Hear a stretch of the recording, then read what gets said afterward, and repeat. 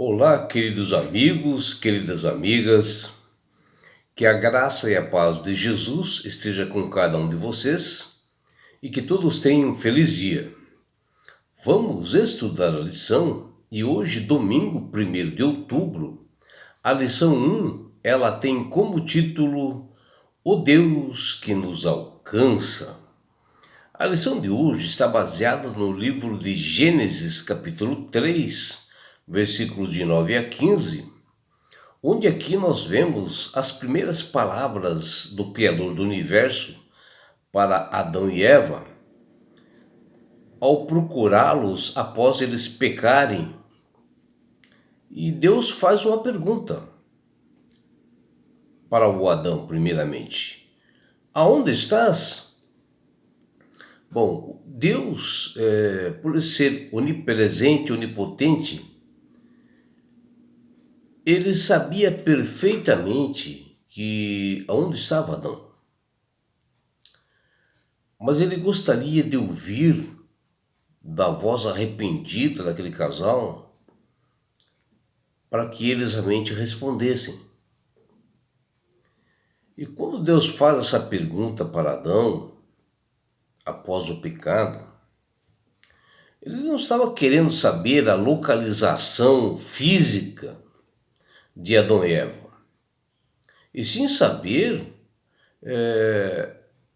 se eles estavam conscientes, né, de suas posições espirituais, né, a qual eles se encontravam naquele momento,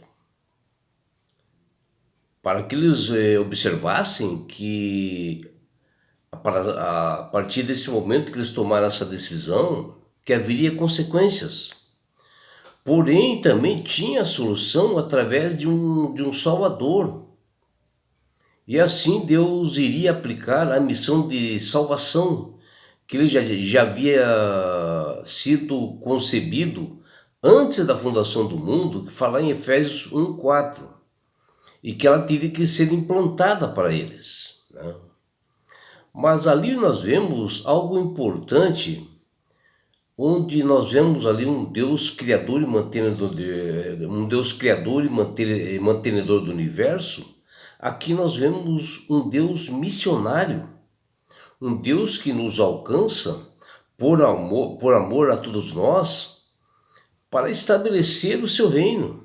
E ele vai ao encontro do ser humano caído pelo pecado, cuja missão é salvar. E esta ideia já vem bem antes da criação. E apesar da situação assim aparentemente assim sem esperança que estavam ali para Adão e Eva, Deus revelou em sua essência duas questões na pergunta a Adão: nossa condição decaída, né? E a sua natureza como maior missionário. Porque Adão e Eva estavam perdidos, né? E necessitavam de salvação. E ele assim, Deus por amor, ele nos busca para que realmente obtenhamos a salvação. E ele faz isto tudo por amor, né? Porque ele quer um relacionamento com o ser humano. E isso já decidiu bem antes da fundação do mundo. E a missão, ela vai ter sempre o seu início naquele que é o maior missionário do universo, um missionário por excelência, que é o próprio Deus, que ele nasceu do envolvimento, né, de toda a criação, né? Essa ideia realmente de salvar a humanidade. Deus já tinha em mente isto, pois ele fez ao homem a sua imagem e semelhança, para que nós vivêssemos em harmonia, em perfeita conexão com ele. E que todos nós tivéssemos um relacionamento centrado em seu atributo, né, em seus propósitos, no mais precioso amor. Acontece que toda a criação, e principalmente o homem, gerou uma inveja, né, em Lúcifer, né, já lá no céu, e por ele não participar desse grande projeto da criação. E que ele ficou realmente invejoso, né, de não participar realmente dessa criação, e que só cabia à Trindade executar. E assim este enganador, chamado Satanás, ele foi expulso do céu, gerando um conflito cósmico, né? E esse inimigo de Deus passou a atacar a melhor criação de Deus, que é o homem. E Satanás, ao se apresentar aos nossos primeiros pais no Jardim do Éden, através assim de uma linda cobra, passou a enganar os nossos primeiros pais com falácias, né? Com mentiras, colocando em suas mentes a cobiça, né? A sedução, o mesmo mal que ele, Satanás, foi expulso, pelo mesmo motivo que Satanás foi expulso do céu. E o resultado dessa conversa odiosa foi que Eva viu e se agradou e desejou, né? E tomou o fruto, comeu e ainda compartilhou a sua desgraça com seu marido Adão, que está lá em Gênesis capítulo 3, versículo 6. Percebam, né, o caminho percorrido pelas sendas do mal. Primeiro, a contemplação gera simpatia. A simpatia gera o desejo gera o contato com o que é desejável, né? E o contato gera o pecado. Porém, Deus deu sempre o dom precioso do livre-arbítrio a todas as criaturas. E até no céu havia realmente esse livre-arbítrio.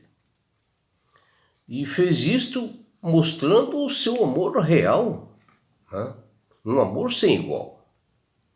E ele deu liberdade de escolhas, né? E Deus antes já havia alertado ao casal do Éden e o instruiu sobre as consequências mortais da desobediência a ele, Deus. E ele fala lá em Gênesis capítulo 2, versículos 16 e 17.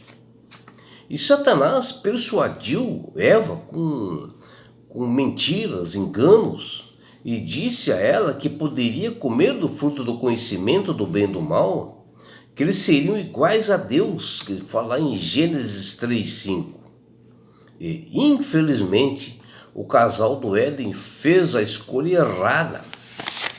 E o ser humano teve consequências, né, que nós carregamos até hoje. E após o erro grave de nossos primeiros pais, Deus, por amor, começa com o seu trabalho missionário de recuperação do ser humano. Uma missão assim de perdão e salvação.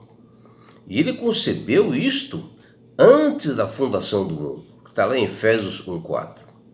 E que teria que ser implantada com urgência, porque o inimigo é astuto e estava trabalhando para realmente a perdição da humanidade. E como exímio missionário, Deus vai atrás de Adão e Eva, e com isso nos mostra que a missão exige de envolvimento pleno. E as consequências da escolha de Adão e Eva os levaram a se esconder de Deus. E a primeira resposta do Criador à nossa condição humana, pecadora, veio na forma de uma pergunta dirigida a Adão: onde você está? Que está lá em Gênesis 3:9. Compreender o propósito dessa pergunta é essencial para nós entendermos a nota dominante de toda a Escritura, a Bíblia. Para começar, a pergunta onde está você não é exatamente uma pergunta teológica, e sim uma pergunta missionária. E ela revela que, apesar da escolha errada, Deus jamais abandonou Adão e Eva, porque seu amor é altruísta, maior que tudo. Claro que Deus sabia onde estava Adão e Eva. Ele queria dar início a uma conversa, um diálogo, como bom missionário. Deus quis mostrar que, apesar da rebelião que eles fizeram, não diminuiu em nada o seu desejo de se relacionar intimamente com todos os seres humanos e salvá-los para a eternidade, a não ser que as pessoas não o queiram. E Deus continua amando e buscando seus filhos rebeldes, pecadores errantes, e dando-lhes nova oportunidade. Como está a pergunta? Onde está você? Bom, a primeira pergunta ao ser humano na Bíblia atribuída a Deus está mais ligada a está mais li... está mais ligada a uma condição de que se encontra o ser humano do que o local onde está. Deus queria mostrar a Adão e Eva que eles estão perdidos para sempre, como Satanás insinuava a dizer para eles.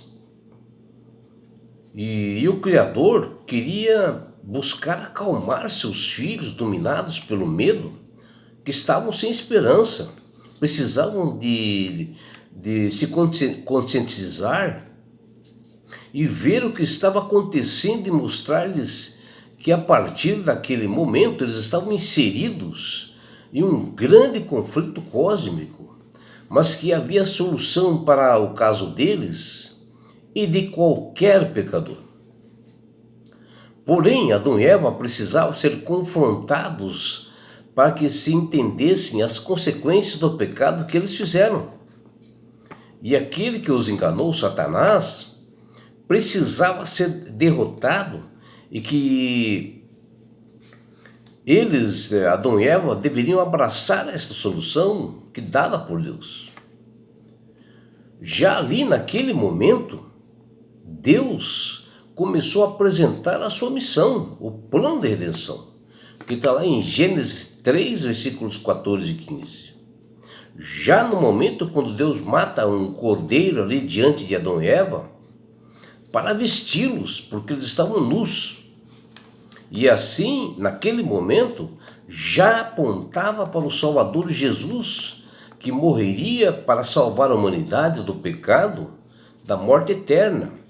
A única esperança de reconciliar consigo mesmo o mundo, que fala lá em 2 Coríntios, capítulo 5, versículo 19.